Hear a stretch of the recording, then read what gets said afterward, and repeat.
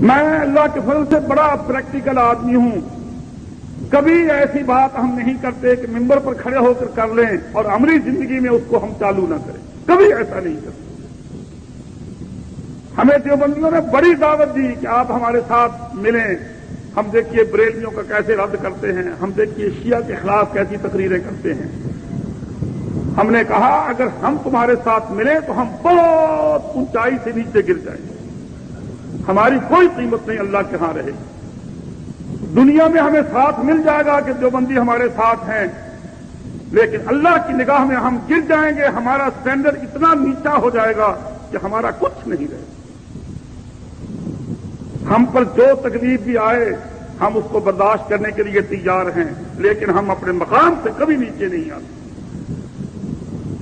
گمراہی ہے, کم ہو یا زیادہ ہو. ملاوٹ ہے, کم ہو یا زیادہ ہو. اسلام نہیں برداشت کرتا کہ اللہ اور اس کے رسول کے بعد کوئی تیسرا دین میں دخیل ہو. میرے بھائیوں, حنفی ایک مذہب ہے جس کی بنیاد یہ ہے کہ امام ابو حنیفہ رحمۃ اللہ علیہ کی تقلید کی جائے. میں کہتا ہوں یہ تو امام ابو حنیفہ رحمۃ اللہ علیہ کی تقلید ہے. اگر کوئی یہ کہے کہ رسول اللہ صلی اللہ علیہ وسلم کے بعد حضرت ابوبکر صدیق کی تقلید کی جائے تو وہ راہ ہدایت نہیں رہتا کہ جائے کہ کسی امام کی تقلید کی جائے. اللہ کے رسول نے تو اس سے بھی بڑی بات کہی. آپ نے فرمایا لو بدا لکم موسیٰ, لوگوں اگر آج میرے آنے کے بعد, جب سے میں نے اس نبوت کا چارج سنبھالا ہے, جب سے میں نبی بنا ہوں, اگر میرے آنے کے بعد لو بدا لکم موسیٰ, موسیٰ علیہ السلام تمہارے درمیان آ جائیں, فاتبعتموہ, تم موسیٰ علیہ السلام کی پیروی شروع کر دو, وترکتمونی, میری کوئی بات تم چھوڑ دو, لضللتم عن سواء السبیل, تم گمراہ ہو جاؤ گے, کبھی مسلمان نہیں رہ سکتے.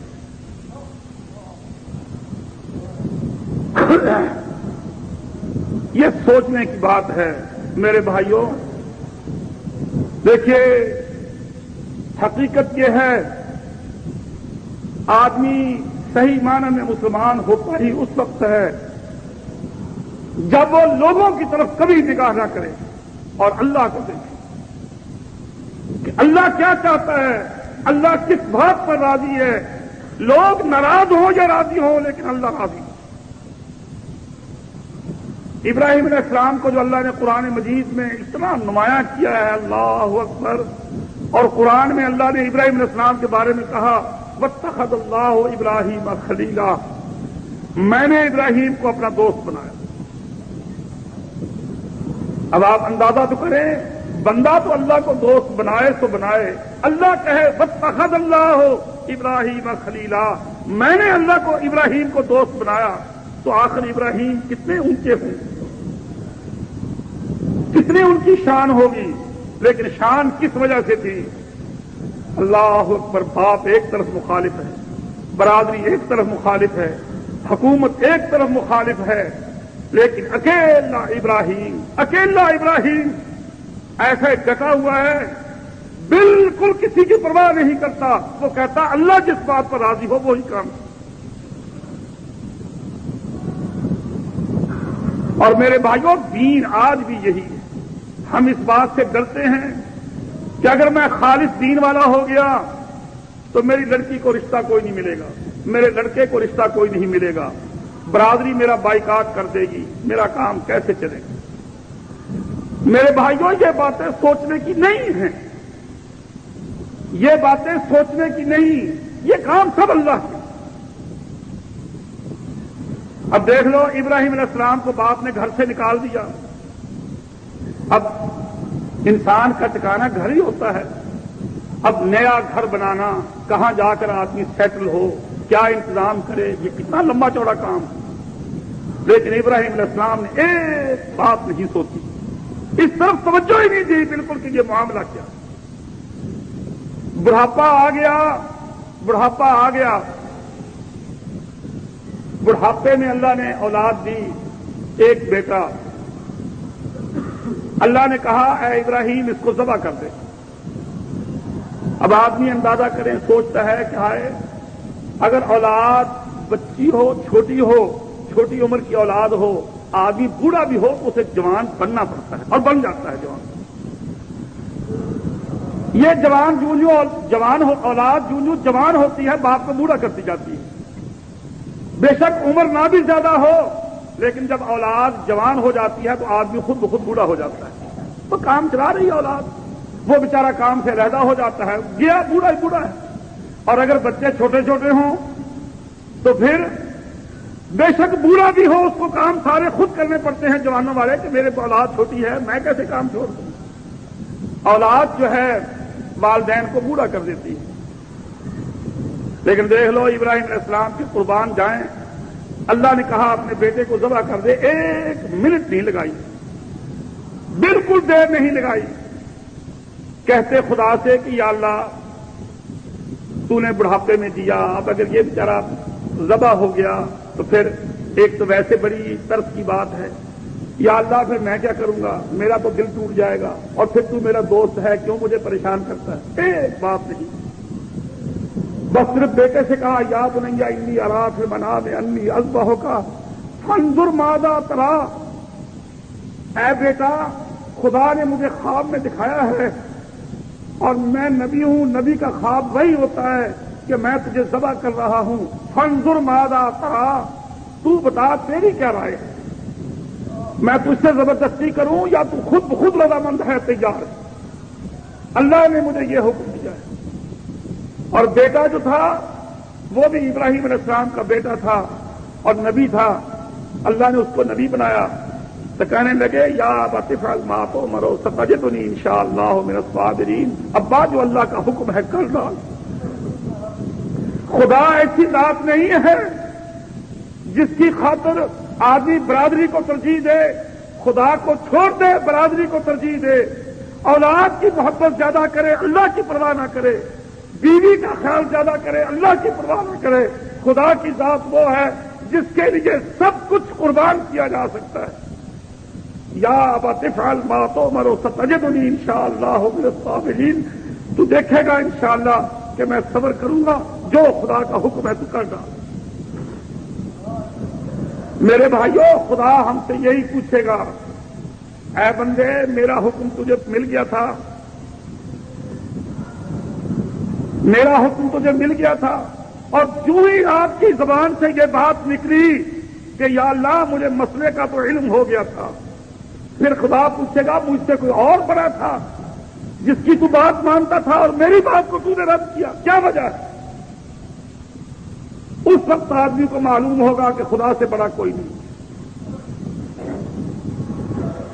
اور میرے بھائیوں آج کل کا ماحول، ذہن کی مرعوبیت، اس انگریزی تعلیم سے ذہن مسلمانوں کا، آج کل کے جتنے ماڈرن مسلمان ہیں، جماعت اسلامی کے پیدا کردہ مسلمان، سب سے بڑا ڈیفیکٹ ان کے اندر یہ ہے کہ ان کا ذہن مرعوب ہے، اور جس کا ذہن مرعوب ہو اس کے ذہن میں کبھی صحیح اسلام تھا ہی نہیں۔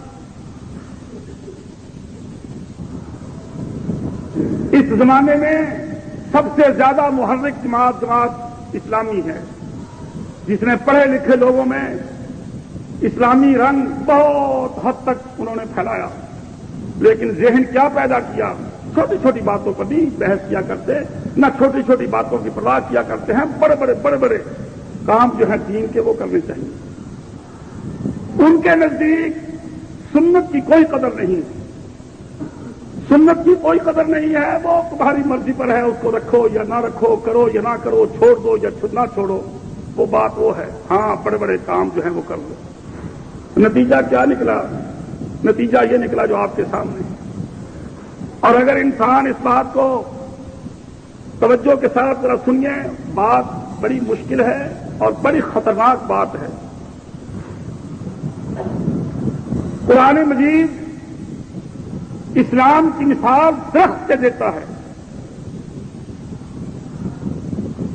میں یہ آپ کو سمجھانے کے لیے کہہ رہا ہوں،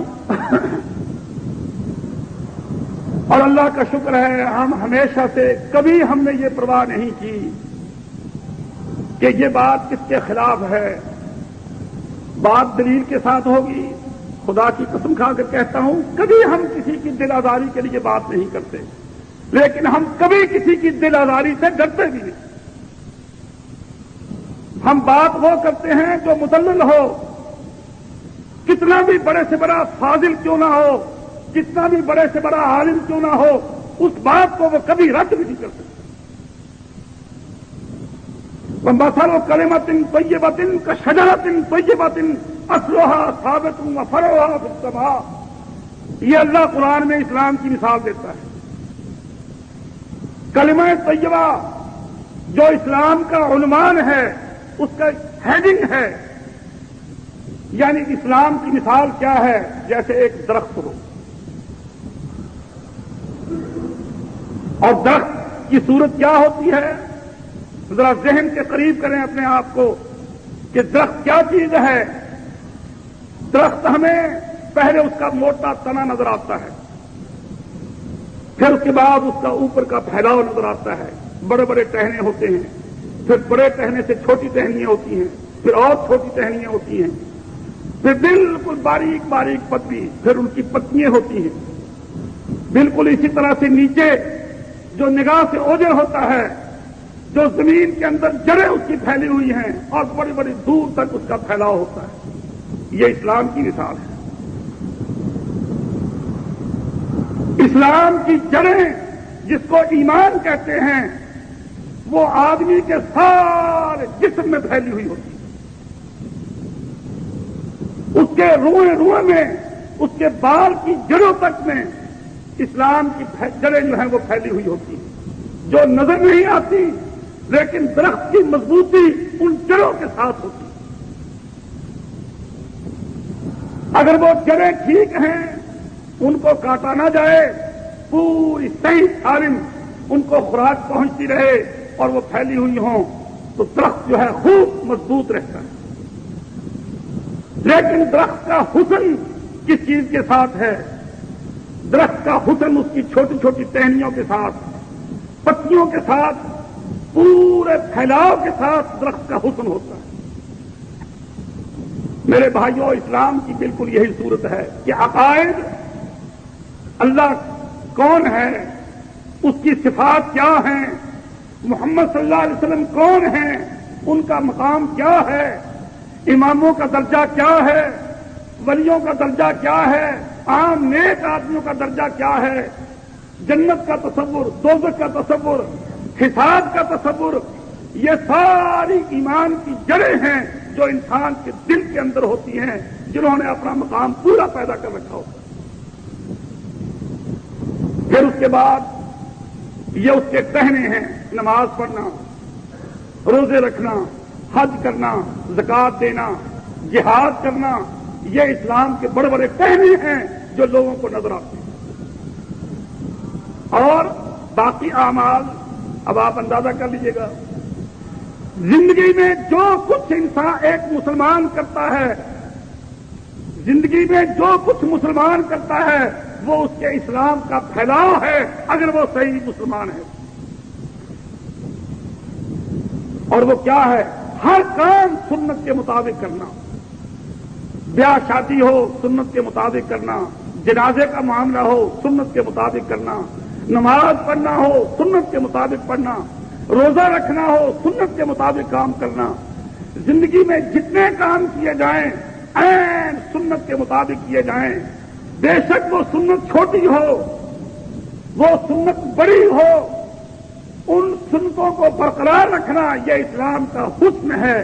जिसने सुन्नतों को नजरअंदाज कर दिया, गोया उसने अपने दरख्त को ऐसे कर दिया कि जैसे छोटी छोटी टहनियां काट दो, कोई हद नहीं, टहने बड़े बड़े रहने। और अगर छोटी टहनियां काट दी जाएं, दरख्त के सिर्फ बड़े बड़े टहने खड़े हों, तो कोई देख कर क्या कहेगा? ये दरख्त सूख गया है, ये दरख्त उजड़ गया है, वीरान हो गया है, इस दरख्त को क्या हो गया? इसका हुस्न तो खत्म हो गया। मेरे भाइयों, जिसने सुन्नत की कदर न की, जिसने अपने दरख्त की एक छोटी से छोटी टहनी भी काटी, उसने अपने दरख्त को नाक़िस कर दिया। जो सुन्नत को हल्का जानता है, جو سنتوں کی پرواہ نہیں کرتا، اس کا درخت اسلام اجڑا ہوا، ویران، لٹا ہوا اور سوکھا ہوا اسلام. اور یہی وجہ ہے کہ ہم دیکھتے ہیں کہ آج جماعت اسلامی کا اسلام جو تھا وہ اس وجہ سے تھا جس سے کوئی خاطر خواہ دنیا میں نہ نکلا، نتیجہ نہ نکلا. میں یہ جو آپ سے عرض کر رہا ہوں، ایک تحریک اٹھتی ہے وہ ختم ہو جاتی ہے. شاہ اسماعیل شہید کی تحریک اٹھی، بڑی زبردست تحریک تھی، جہاد کا سلسلہ بڑے زور شور سے ہوا، چلے گئے، شہید ہو گئے، سید احمد بھی شہید ہو گئے، مولانا اسماعیل بھی شہید ہو گئے اور ان کے ساتھی بھی شہید ہو گئے. صادقآباد کے پوری جماعت اہل حدیث کے لوگ جو بڑے بڑے کام کرنے والے تھے سب شہید ہو گئے، ختم ہوگی تاریخ قریب قریب. اب بعد میں جو بھی کوئی مفکر قسم کا آیا اس نے تجزیہ کیا کہ اس جماعت کے فیل ہونے کی کیا وجہ ہے، اس کی ناکامی کا کیا سبب ہے جو یہ جماعت فیل ہوئی. لوگوں نے مختلف توجیحات نکالی، مولانا مودودی نے بھی اس پر کتاب لکھی اور تجزیہ کیا اسماعیل شہید کی جماعت کے ناکام ہونے کے یہ اسباب. آج جب ہم دیکھتے ہیں کہ سب سے زیادہ اسلام کا نام لینے والی اور محرک قسم کی جماعت، فعال قسم کی جماعت اگر ہمارے ملک میں کوئی تھی جس کی کوئی بیک گراؤنڈ ہے، جس کی کوئی جڑ اور بنیاد ہے، وہ صرف اس ملک میں جماعت اسلامی ہے. لیکن آج اس کا کیا حشر ہے، وہ کہاں ہے؟ بالکل وہ ایک ماضی بن چکی ہے، اس کی کوئی اب حیثیت باقی نہیں. صرف ایک سیاسی جماعت رہ گئی ہے، اسلام والا سلسلہ ختم ہو. کیوں؟ صرف اس وجہ سے آپ لٹریچر اٹھا کر دیکھیں، جو جماعت اسلامی کے ارکان ہیں ان سے مل کر دیکھیں، ان کے نظریات لیں. سب سے بڑا ڈیفیکٹ یہ رہا کہ انہوں نے کہا کہ لوگوں کو ایک پلیٹ فارم پر جمع کرو، مسلمانوں کو ایک پلیٹ فارم پر جمع کرو، سنتوں کی پرواہ نہ کرو، اڑتی ہیں اڑ جائیں، جاتی ہیں چلی جائیں، لیکن مسلمانوں کو سیاسی طور پر ایک پلیٹ فارم پر جمع کرو. اور یہ میرے بھائیوں یاد رکھو، خوب توجہ سے سن لو، یہی بنیادی غلطی ہے جس کی وجہ سے یہ سارا نقصان اور ناکامی ہوئی. اللہ تعالیٰ کو اتحاد کی قطعاً کوئی ضرورت نہیں. میری یہ بات بڑی عجیب سی لگے گی آپ کو، لیکن اس کے سمجھنے کے لیے کچھ وقت چاہیے. سارا قرآن پڑھ جائیں، ساری احادیث پڑھ جائیں، خدا کبھی مسلمانوں سے یہ نہیں کہتا کہ اے مسلمانوں اکٹھے ہو جاؤ، کبھی یہ بات نہیں کہتا. سارے قرآن میں ایک آیت ایسی نہیں جس میں مسلمانوں کو اللہ نے یہ حکم دیا ہو کہ متحد ہو جاؤ، متحد ہو جاؤ. قرآن مجید میں اللہ نے فرمایا واعتصموا بحبل اللہ جمیعا. یہ جو آیت میں نے آپ کے سامنے پڑھی ہے، اس میں کیا بیان کیا؟ واعتصموا بحبل اللہ جمیعا. لوگوں اکٹھے ہو کر میری رسی کو پکڑ لو جو میں نے لٹکائی. اتحاد کی بات آئی، لیکن کس ضمن میں؟ کہ میں نے جو محمد کو ایک سرا مقرر کیا ہے، قرآن اس پر نازل کیا ہے، سارے اکٹھے ہو کر میرے محمد کو مضبوطی سے پکڑ لو. اگر یہ اتحاد کر لو تو مجھے پسند ہے، اور اگر میرے محمد کو چھوڑ کر صلی اللہ علیہ وسلم اس کی سنتوں کی پرواہ نہ کرتے ہوئے تم نے کوئی ایک پلیٹ فارم سیاسی بنا لیا، اس اتحاد کی مجھے کوئی ضرورت نہیں. کبھی میری مدد ان کے ساتھ نہیں ہوگی. اگر کوئی تحریک ایسی اٹھے گی جو میرے نبی کی سنت سے بے نیاز ہو، وہ تحریک ہمیشہ ناکام ہوگی. کبھی اسلام کے نام پر وہ تحریک کامیاب نہیں ہوگی. واعتصموا بحبل اللہ جمیعا. لوگوں اللہ کی رسی کو مضبوطی سے تھام لو، جمیعاً اکٹھے ہو. میرے بھائیوں، اتحاد بڑی اعلیٰ چیز ہے، اتحاد بڑی اچھی چیز ہے، لیکن اتحاد کہاں ہو، کس بات پر ہو، وہ کون سا کامن پلیٹ فارم ہو جہاں کے مسلمان ایک ہو جائیں؟ وہ محمد صلی اللہ علیہ وسلم کا پلیٹ فارم. اگر کوئی اتحاد چاہتا ہے اس قسم کا کہ جی تمہارا اپنا مذہب، دیوبندی اپنی جگہ ٹھیک، بریلوی اپنی جگہ ٹھیک، شیعہ اپنی جگہ ٹھیک، بھائی مل جل کر رہو. خدا کی ایسے اتحاد پر لعنت تو ہو سکتی ہے، رحمت کبھی نہیں ہو سکتی. کیوں وہ اسلام نہیں ہے؟ میرے بھائیوں، اسلام کیا ہے؟ اللہ اکبر. بڑا خطرناک مضمون ہے یہ، بڑی خطرناک بات ہے یہ، بڑی دکھتی رگ ہے یہ. لیکن کیا کیا جائے، اس کے بغیر آدمی مسلمان بھی کبھی نہیں ہو سکتا، اور اس کا پتہ قیامت کے دن جا کر لگے گا. دیکھیے، بعض لوگ پیٹ کی خاطر سنتوں کو چھوڑ دیتے ہیں. ہم نے بعض مولوی دیکھے کہ جی مولوی صاحب میں بالکل حدیث کا ماننے والا ہوں، رفع یدین رسول اللہ صلی اللہ علیہ وسلم کی سنت ہے، لیکن میں چھوڑ دیتا ہوں تاکہ نمازی جو ہیں وہ اعتراض نہ کریں.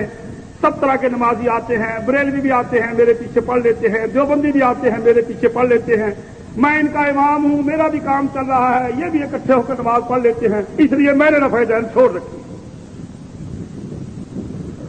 اب جب اس کا تجزیہ کریں گے تو کیا نتیجہ نکلا کہ تو نے نبی صلی اللہ علیہ وسلم کی سنت کو اس لیے چھوڑ دیا کہ لوگ اکٹھے ہو جائیں. تو نے نبی صلی اللہ علیہ وسلم کی سنت کو اس لیے چھوڑ دیا کہ تیرا پیٹ بھرتا رہے، تیری نوکری قائم رہے، تیری امامت کو زوال نہ آئے. اللہ کو یہ اتحاد بالکل پسند نہیں. میرے بھائیوں، اگر یہ بات ہونے لگے تو دین تو سارا آہستہ آہستہ مٹ جائے، سارا ختم ہو جائے. دین کو دین سمجھنا چاہیے. اور دین کس چیز کا نام ہے؟ بڑا ٹہنا بھی دین کا جز ہے، چھوٹی ٹہنی بھی دین کا جز ہے، اسلام کی پتیاں چھوٹی چھوٹی یہ بھی دین کا جز ہے. ایک صحابی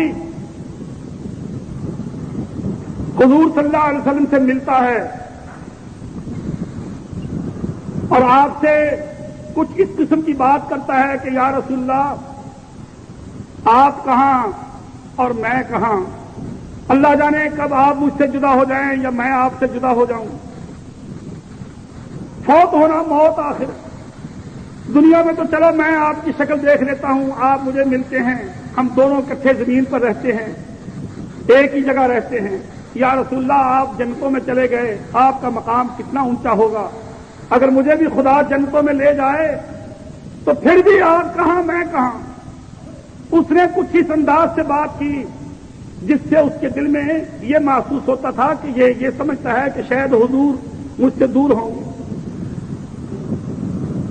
رسول اللہ صلی اللہ علیہ وسلم نے جب اس کے اس جذبے کو دیکھا، اس کے اس ایمان کو دیکھا، اس کی یہ طلب صادق، سچی بھوک، حضور کی محبت، آپ نے فرمایا خذ من شاربک، اے اللہ کے بندے اپنی مونچھیں چھوٹی کروا دے، حتی تلقانی، یہاں تک کہ تو مجھے جنتوں میں ملے.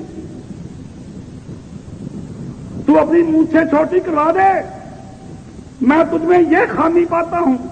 تو اپنی مونچھیں چھوٹی کروا دے، حتی تلقانی، یہاں تک کہ تو مجھے جنتوں میں ملے. یعنی کیا مطلب آپ کا؟ کہ تیری مونچھیں اس قسم کی ہیں کہ تو میرے ساتھ ملتا جلتا اچھا نہیں لگتا. اب ہمارے نزدیک بات ہی کچھ نہیں ہے، داڑھی ہو نہ ہو، چھوٹی ہو بڑی ہو، مرزائی کا کہو اور شیعہ کا کہو، جماعت اسلامی کے انداز کی ہو، کسی قسم کی ہو، دھوکہ ہی دینا ہے نا کہ جی میرے بھی داڑھی ہے. لیکن یہ نہیں دیکھنا کہ نبی صلی اللہ علیہ وسلم کی داڑھی کیا. حضور فرماتے ہیں آنکھ لے جاتا، داڑھی کو معاف کر دے، اور خود رہ جاتا، داڑھی کو لٹکا، وقفے لے جاتا، داڑھی کو زیادہ کر. یہ طریقہ ہوگا تو نبی کی ملاقات یقینی، قطعی. اور اگر اس میں ڈیفیکٹ پڑ گیا تو محرومی کا خطرہ ہے. اب آپ سوچیں حضور اسے کیا کہتے ہیں اس کے شوق کو دیکھ کر کہ اگر تو سچ مچ چاہتا ہے کہ تجھے میرا ساتھ نصیب ہو، خود من شاربک، اپنی مونچھیں کٹوا دے. حضرت عمر صبح کی نماز میں کھڑے ہو گئے، जमात करवा रहे हैं। सुबह की 2 रकतें होती हैं। पहली रकत में खड़े हुए तो एक काफिर मजूसी गुलाम ईरानी छुपा हुआ था, अभी पढ़ना ही शुरू किया, तिलावत शुरू की, उस जालिम ने 2 धारा खंजर था, पेट बिल्कुल काट कर रखा। फिर दौड़ पड़ा, 13 आदमियों को जख्मी किया, 13 आदमियों को, जिनमें से 9 झुके मौके पर ही शहीद हो गए। और एक ने जब देखा कि ये तो सफाई करता जा रहा है, इतना नुकसान कर दिया इसने, उसने अपनी ब्रांडी, वो जो ओवरकोट था बड़ा सा, उतार कर उसके ऊपर डाल दिया और उसको काबू कर लिया। उसने वही खंजर अपने मारकर खुदकुशी कर दी। हजरत उमर गिर पड़े, पीछे गिरे जरा थोड़े से छिड़क कर हजरत अब्दुर्रहमान बिन औफ का हाथ पकड़ा और उनको आगे कर दिया कि जमात तू करवा दे। उन्होंने छोटी छोटी सूरतें पढ़कर जमात करवा दी। उनको उठाकर घर ले गए, खजूरों का पानी निकालकर जरा मीठा सा हो जाए वो पिलाया, पेट के रास्ते से निकलना शुरू हो गई। अंतनियां कर चुकी थी, दूध पिलाते खून मिल जाता साथ और पेट में से बहना शुरू हो जाता। लोगों ने समझ लिया कि अब बचने की कोई उम्मीद नहीं। उस जमाने में कोई इतनी सर्जरी एडवांस नहीं थी कि कोई और सिलाई वगैरह, टांके वांके, ये वो जो है, जो उस वक्त के हालात। लोग आ रहे हैं हजरत उमर की इयादत के लिए कि चलो भी जाकर देख लें। सारे शहर में मातम, इस कदर सदमा लोगों को। एक नौजवान आ गया, नौजवान एक आया, आकर हजरत उमर की तारीफ करने लगा कि उमर तू बड़ा ही खुशकिस्मत है, अल्लाह के रसूल तेरे बारे में बड़े खुश थे, फिर तुझे दर्जा शहादत का नसीब हुआ है। बड़ी तारीफें करने लगा और मुलाकात करके वापस जाने लगा। अभी थोड़ी सी दूर गया, अब हजरत उमर की हालत देखो, कितनी नाजुक हालत है। कहने लगे जरा इसे बुलाना। उसे बुला लिया, बुला के कहने लगे या शाबो इरफा सौबका, तेरा तंबा, तेरी धोती नीचे लटक रही है, इसको ऊपर कर ले। और अगर आज ये बात किसी मुसलमान से कह दी जाए तो वो कहेगा ये मौलवी बड़ा तंग नजर है जी, इसने दीन को इतना तंग कर दिया, इसने तो दीन का सत्यानाश कर दिया, हमने दीन को बहुत खोला, ये मौलवी तंग करने पर ही लगा हुआ है। अब हालत देखें हजरत उमर की हालत क्या है, तकलीफ का अंदाजा करें। लेकिन बात क्या है जो हजरत उमर के दिल में खटक रही है। उस आदमी को वापस बुलाया और बुलाकर कहने लगे या शाबा इरफा सौबका, अपना तहबंद, अपनी धोती, अपनी शलवार ऊपर कर। ये अल्लाह को पसंद नहीं। आपने इससे अंदाजा किया।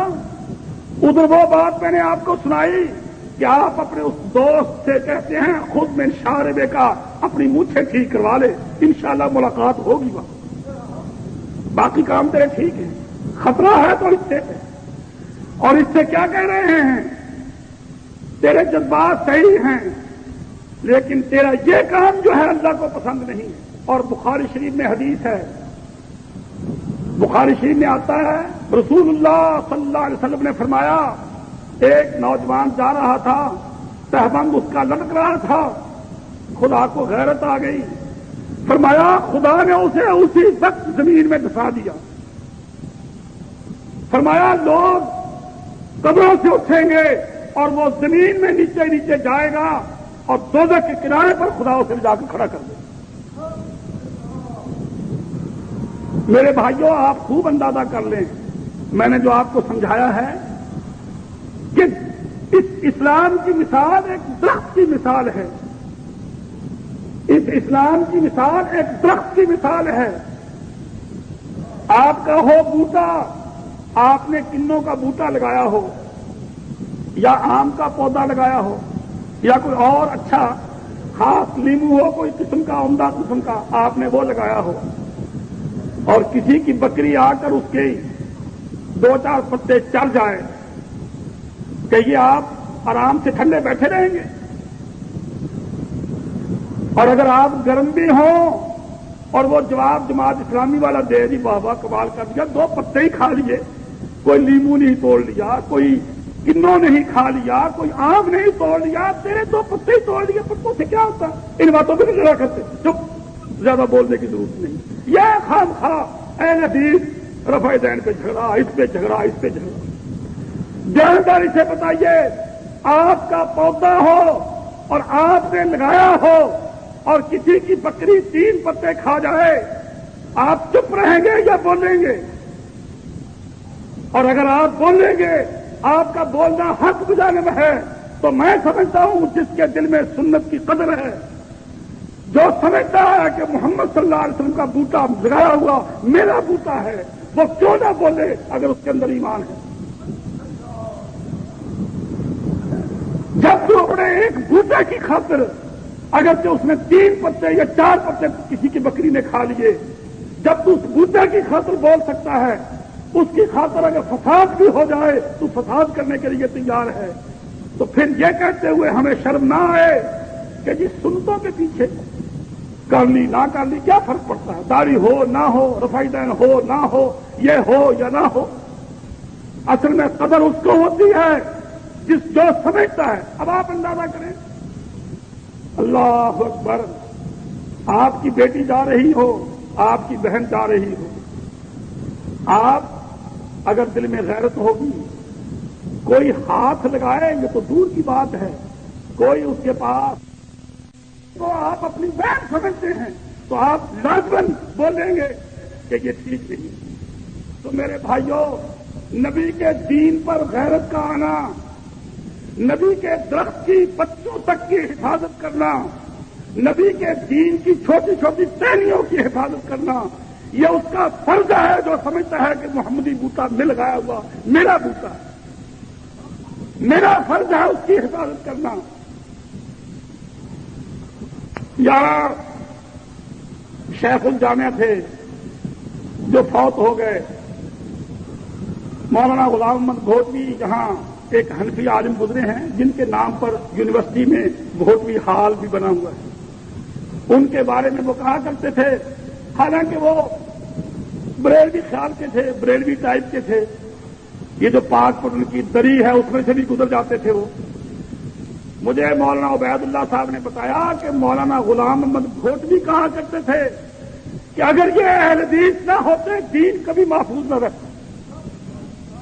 اور میں یہ ممبر پر کھڑا ہو کر خدا کی قسم کھا کر یہ بات کہتا ہوں۔ مولانا عبید اللہ صاحب جس کو بھاولپور سارا جانتا ہے، مجھے کہنے لگے کہ مولانا غلام محمد گھوٹوی کہا کرتے تھے، اگرچہ وہ بریلوی تھا لیکن عالم تھا، وہ کہتے تھے کہ اگر یہ اہل حدیث نہ ہوتے آج دین کبھی محفوظ نہ رہتا۔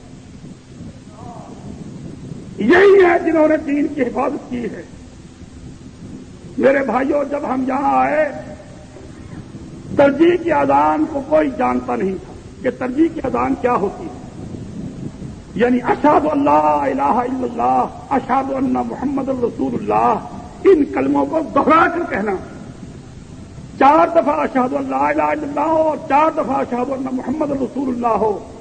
یہ مسلم شریف میں حدیث موجود، نسائی میں حدیث موجود، ابو داؤد میں حدیث موجود۔ آپ نے اپنے صحابی حضرت ابو معذورہ کو یہ اذان سکھائی، اس کی درخواست پر علمنی سنت الاذان یا رسول اللہ، اے اللہ کے رسول مجھے مسنون اذان سکھائیے، آپ نے یہ اذان اس کو سکھائی۔ جب ہم بہاولپور میں آئے، ہم نے یہ اذان دلائی، جیسے حضرت بلال دوسری اذان دیتے تھے بغیر ترجیح کے، حضرت ابو معذورہ ترجیح والی دیتے تھے۔ اب ہم بھی کبھی وہ دلا دیتے ہیں، کبھی وہ دلا دیتے ہیں کہ نبی کی دونوں سنتیں محفوظ رہیں۔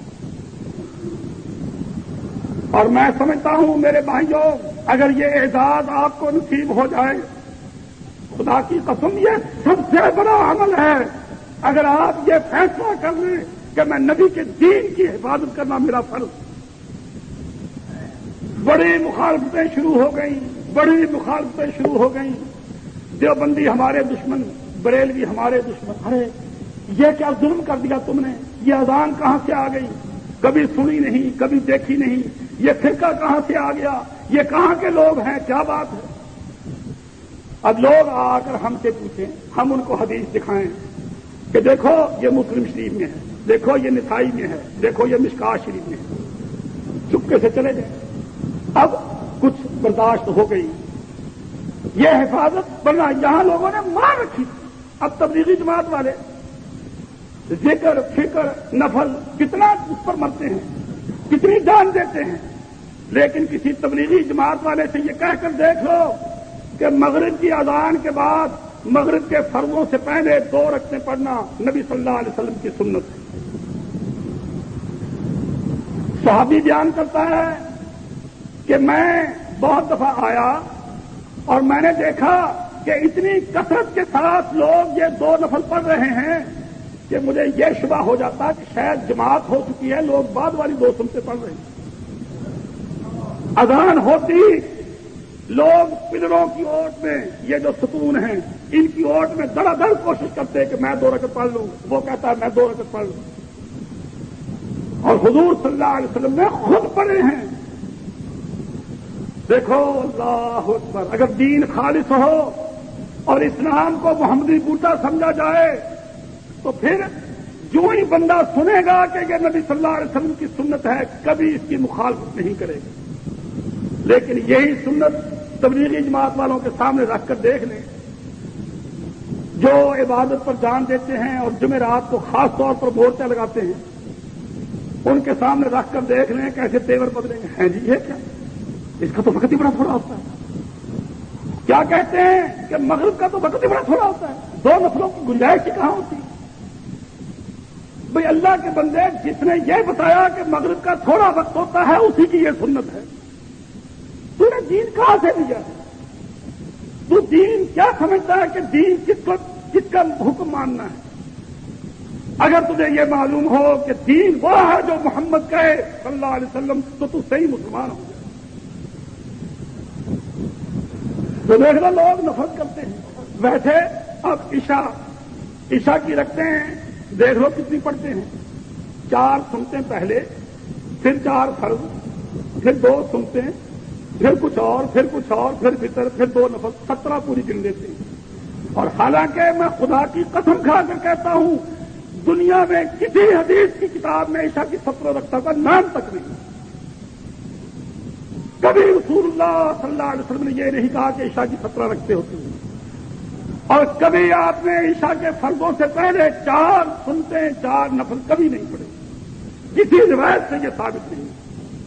لیکن دیکھ لو حنفی کتنے پکے ہیں اس پر، تبلیغی والا جان دیتا ہے ان 4 پر، اور مغرب والی پر اس کی جان جاتی ہے۔ ہائے یہ 2 رکعتیں تو وقت بہت تھوڑا ہے۔ میں یہ مثال کیوں دے رہا ہوں میرے بھائیوں؟ اس لیے نہیں کہ مجھے تبلیغی جماعت پر چوٹ کرنا مقصود ہے، میں صرف اس لیے یہ مثال دے رہا ہوں کہ خدا اللہ آپ کو صحیح مسلمان بنا دے۔ اسلام کو سمجھو چیز کیا ہے۔ اسلام امام ابو حنیفہ کے پیچھے چلنے کا نام نہیں، اسلام کسی اور امام کی پیروی کا نام نہیں، اسلام کسی مولوی کی بات ماننے کا نام نہیں، اسلام اس بات کا نام ہے جو محمد صلی اللہ علیہ وسلم نے کیا ہے یا کہا ہے اور حدیث سے ثابت ہے۔ اور جس آدمی کا یہ اسلام نہیں ہے، خواہ وہ جماعت اسلامی کا ہو، خواہ وہ جماعت تبلیغی کا ہو، خواہ وہ اہل حدیث بنا پھرے، اور یہ آپ اہل حدیث اللہ اکبر چلے جاؤ ملتان، اتنے اہل حدیث کے کبھی ختم نہ ہو، ختم کرنا بھی کو چاہے تو ختم نہ ہو، لیکن کام کا شاید ہی اللہ کا بندہ کو ہو تو سب مٹی سب بیکار، وہی سب ٹھیک، دیوبندی بھی ٹھیک، دیوبندیوں کی توحید بھی ٹھیک، ان پاگلوں کو یہ پتا نہیں کہ توحید ہے کیا، توحید کہتے کسے ہیں اور دیوبندی کی توحید صحیح ہو کیسے سکتی۔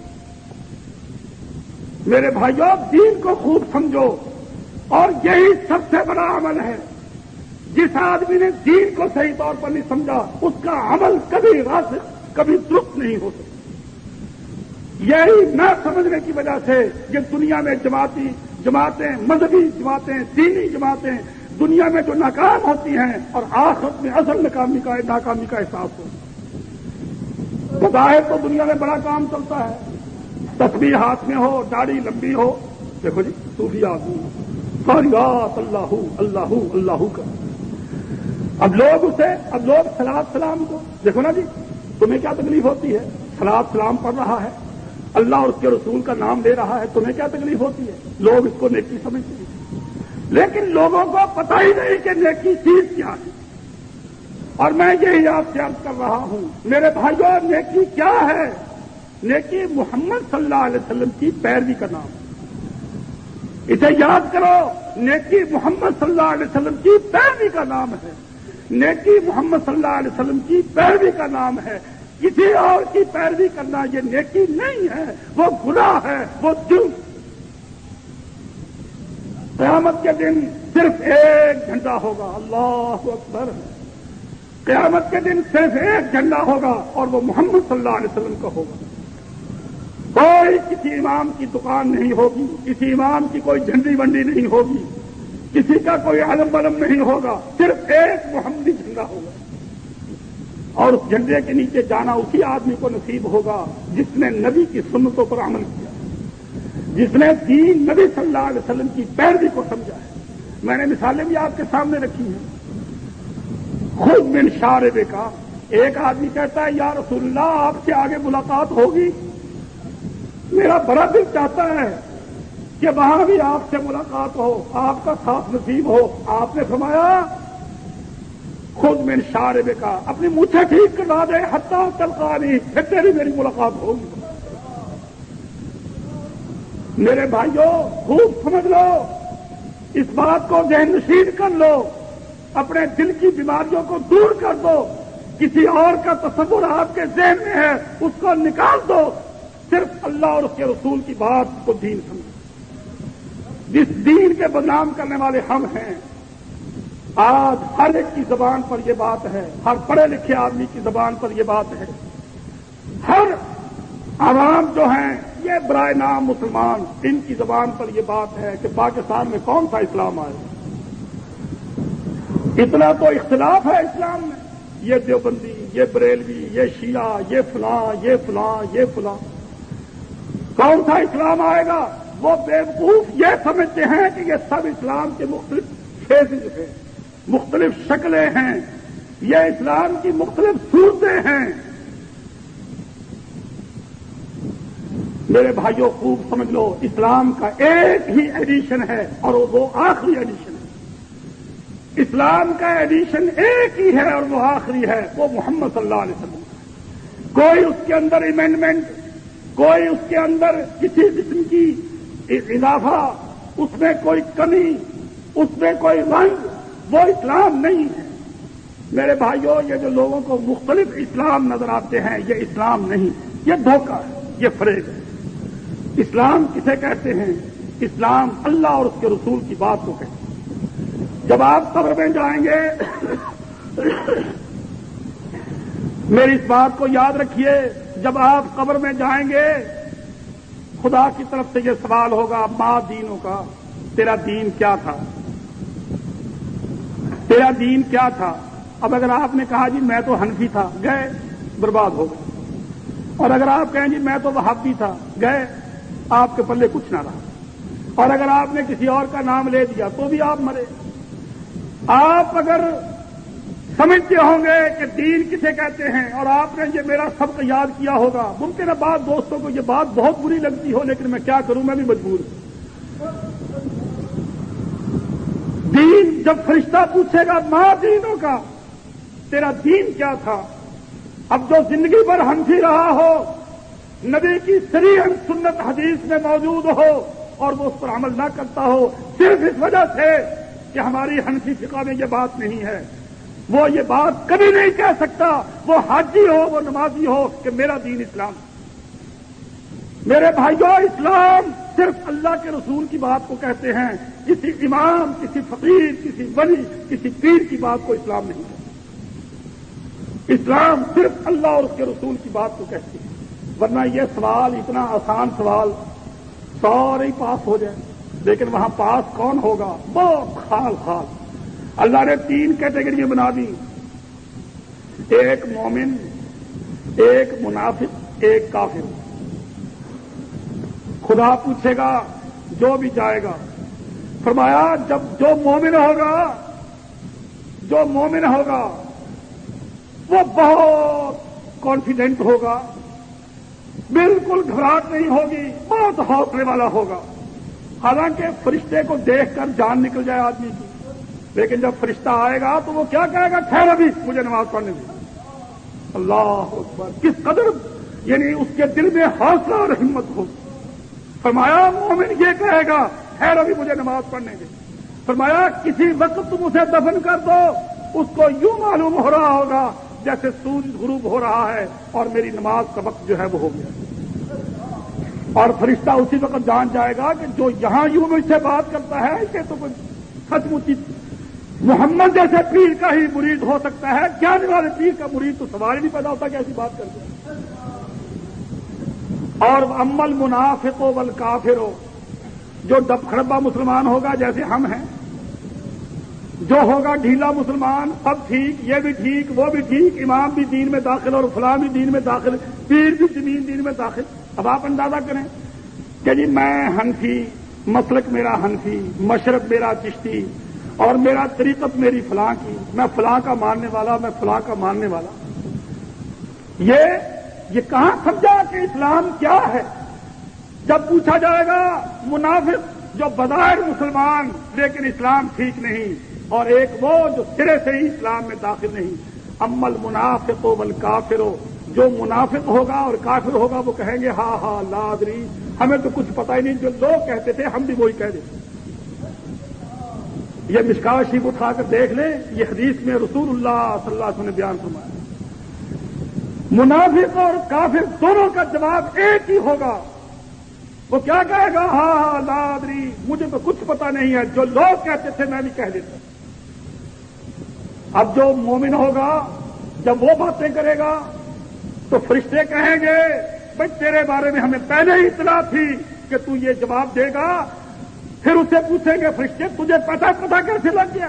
یہ جو تو جواب دے رہا ہے اتنا کھرا جواب، تجھے پتا کیسے لگ گیا؟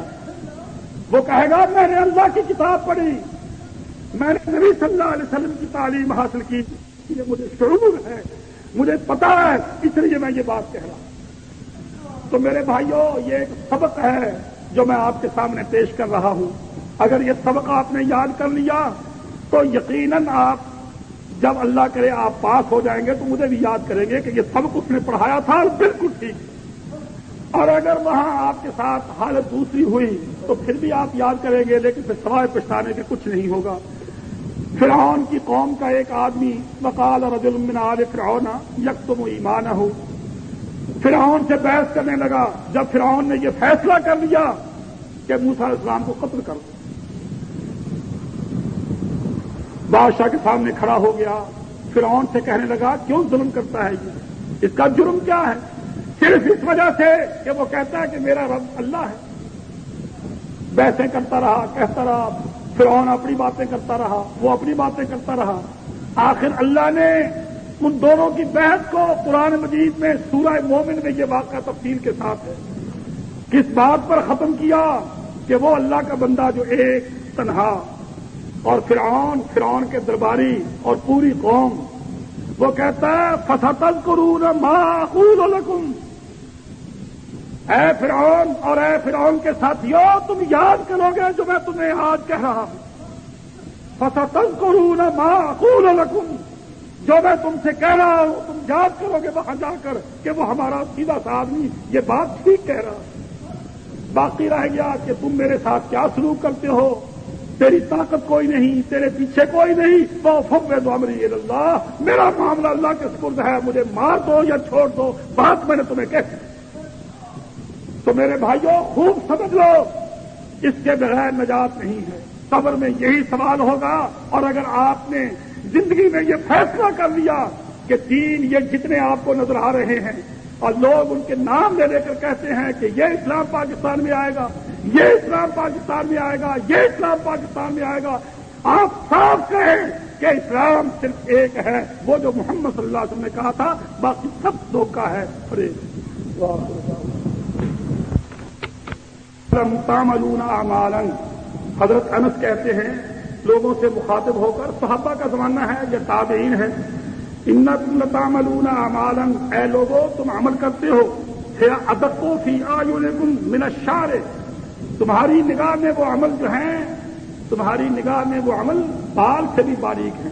तुम उनको को बड़ा अमल नहीं समझते, हल्की सी समझते हो। गुनाह है तो हल्का सा, नेकी है तो हल्की सी। कुन्ना नउद्दुहा अला रसूलिल्लाह सल्लल्लाहु अलैहि वसल्लम मिनल मुबिकात, इन आमाल को जिनको तुम हल्का सा समझते हो और कर लेते हो कि ये कोई बड़ा गुनाह नहीं है, हम हुजूर सल्लल्लाहु अलैहि वसल्लम के जमाने में इनको मुहलिक समझा करते थे, खतरनाक, हलाक कर देने वाले। यानी इससे आप ये अंदाजा करें कि कितना फर्क फौरी तौर पर आ गया कि गुनाहों की परवाह नहीं, जो तो छोटा सा गुनाह है कर लो, और नेकी की भी परवाह नहीं, इसका क्या करना है। इसकी वजह से खामखा इख्तिलाफ पैदा होता है, ये करने की क्या जरूरत है, इसको बिल्कुल छोड़ दो। तो मैं इससे आपको ये तवज्जो दिलाना चाहता हूं कि नेकी जो भी हो, छोटी हो बड़ी हो, उसको नेकी समझो। पता नहीं किस चीज से आपकी निजात हो जाए। ये एक दोस्त ने सवाल किया है, हमें ये बताएं कि दाढ़ी मुंडवाने का रिवाज कब पैदा हुआ। देखिए, अक्सर लोग जो है इस किस्म के सवाल कर लेते हैं कि जी जिना सबसे पहले किसने किया। बुरी बात की कोई तारीख नहीं होती, बुरी बात की कोई तारीख नहीं होती। और कोई पूछे जी सबसे पहले झूठ किसने बोला, भाई ये कोई सुन्नत है जिसकी तारीख हमें मालूम होनी चाहिए। या जिना सबसे पहले किसने किया, या चोरी सबसे पहले किसने की। सबूत होता है पॉजिटिव चीज का, जो कि नेकी हो, ताकि ये मालूम हो सके कि ये किसकी सुन्नत है जिस पर हमें अमल करना है। हाँ, आप ये देखें कि दाढ़ी रखना ये नबियों की सुन्नत है। चुनांचे कुरान मजीद से साबित है कि हारून अलैहिस्सलाम की दाढ़ी थी। जब मूसा अलैहिस्सलाम नाराज हुए तो उन्होंने उनकी दाढ़ी पकड़ ली और वो कहते हैं ला ताखुद बिलिहयती वला बिरासी, ऐ मेरे भाई मेरा कोई कसूर नहीं, तू नाराज ना हो, मेरी दाढ़ी ना पकड़, मेरा कोई कसूर नहीं। मैंने बड़ी कोशिश की इनको समझाने की। तो तारीख जो होती है वो एक नेकी के काम की तो हो सकती है, बुराई की तारीख कभी भी उसका मालूम नहीं होता कि ये काम जो है। अलबत्ता शिर्क जैसी बात रसूलुल्लाह सल्लल्लाहु अलैहि वसल्लम ने फरमाया, मक्के वालों में, कुरैश वालों में सबसे पहले शिर्क को इंट्रोड्यूस करने वाला अमर बिन लुहई एक अरब था। वो शाम गया, उसने जाकर लोगों को देखा कि वहां लोग जो हैं अपने बुतों के नाम पर जानवर छोड़ते हैं। चुनांचे आकर उसने ये सिलसिला शुरू करवा दिया और हुजूर ने फरमाया कि मैंने अमर बिन लुहई को दोज़ख में किस हालत में देखा है, उसकी अंतड़ियां बाहर है सब निकली हुई, और वो उनको घसीटता फिर रहा है, दोज़ख में चक्कर लगा रहा है। जिसने सबसे पहले शिर्क को अरब में इंट्रोड्यूस किया, कुरैश के अंदर वो शिर्क को लाया। ये चूंकि इतना बड़ा जुर्म था जिसकी तारीख आपने बता दी। इन्नल्लाह या के बावजूद आज देख लें हमारा क्या हाल हो रहा है। तो मेरे भाइयों, इस बात को खूब ज़हननशीन कर लो। इस्लाम क्या है? इस्लाम एक सिरात मुस्तकीम है। आप अलहम्द शरीफ पढ़ते हैं, अल्हम्दुलिल्लाह रब्बिल आलमीन अर्रहमानिर रहीम मालिक यौमिद्दीन। ये 3 आयतें अल्लाह की तारीफ में हैं। सब तारीफें अल्लाह के लिए हैं जो जहानों का रब है, जो रहमान है, जो रहीम है, जो क़यामत के दिन का मालिक है। इय्याका नअबुदु, अल्लाह हम तेरी ही बंदगी करते हैं, व इय्याका नस्तईन, और तुझ ही से हम मदद मांगते हैं। इहदिना सिरातल मुस्तकीम। इहदिना सिरातल मुस्तकीम क्या माना हुए? अल्लाह हमें हिदायत दे सीधी राह। अब वो सीधी राह कौन सी है? कराची वाली सड़क या लाहौर वाली सड़क या मुल्तान वाली सड़क या किसी और सड़क? किसको कहते हैं सिरात मुस्तकीम? सिरात मुस्तकीम इस्लाम। किसी को शुबह है? इहदिना सिरातल मुस्तकीम, अल्लाह सिरात मुस्तकीम की हिदायत कर। और हिदायत के माना 3 कि सीधी राह दिखा, सीधी राह पर चला, ये दूसरा दर्जा। और सीधी राह पर पक्का रख कि डामाडोल ना हो, लर्जे नहीं, कभी इधर चलेगा कभी। ये हिदायत है। हिदायत याफ्ता किसे कहते हैं? हिदायत याफ्ता वो होता है, इसलिए आपने फरमाया ना, अलैकुम बिसुन्नती व सुन्नतिल खुलफाए राशिदीन अल महदीयीन। हिदायत याफ्ता कौन होता है? जिसे सीधी सड़क का पता हो जो जन्नत को जाती है, जो उस सड़क पर चले और जो उससे इधर उधर न हटे, اسی پر پکا رہے حتیٰ کہ موت آ جائے، وہ ہدایت یافتہ ہوتا ہے۔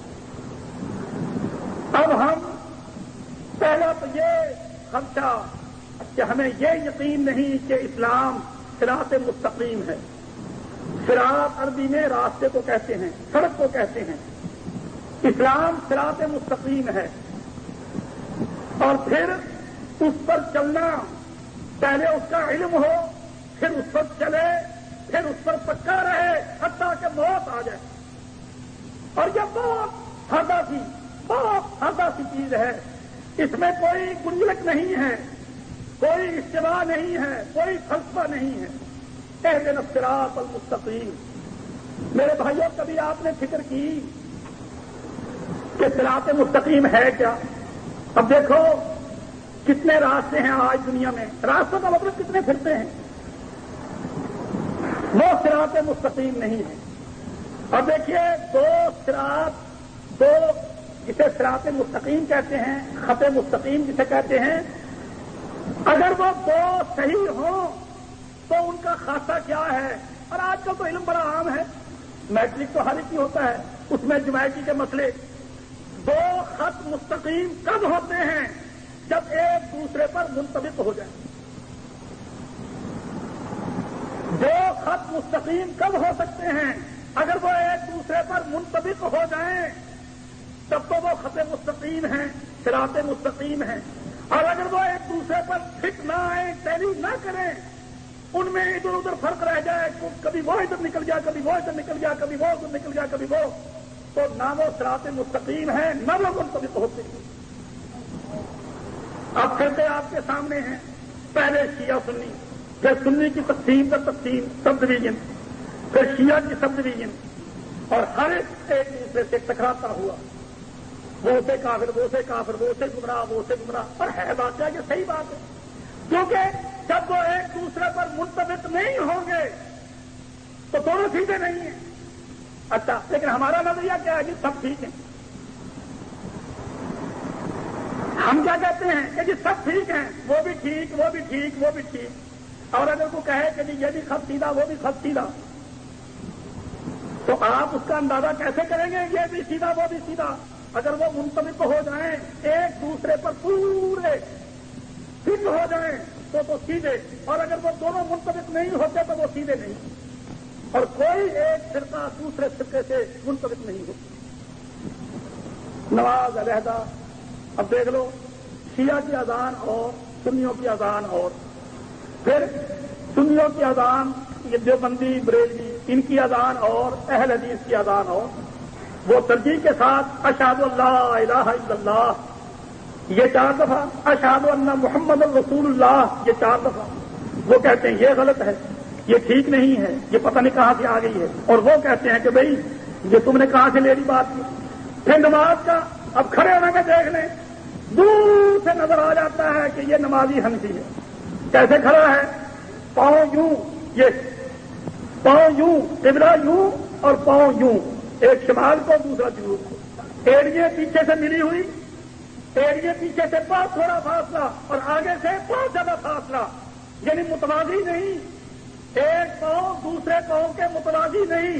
متوازی تو تب ہو جب قبلے کی طرف رخ ہو، ایک کا رخ ادھر کو، دوسرے کا رخ ادھر کو، اگر ان کو لے جائیں آگے تک بڑھا دیں تو معلوم یہ ہو جائے گا کہ یہ متوازی نہیں، اور اگر قبلے کی طرف ہو دونوں تو متوازی ہوں گے۔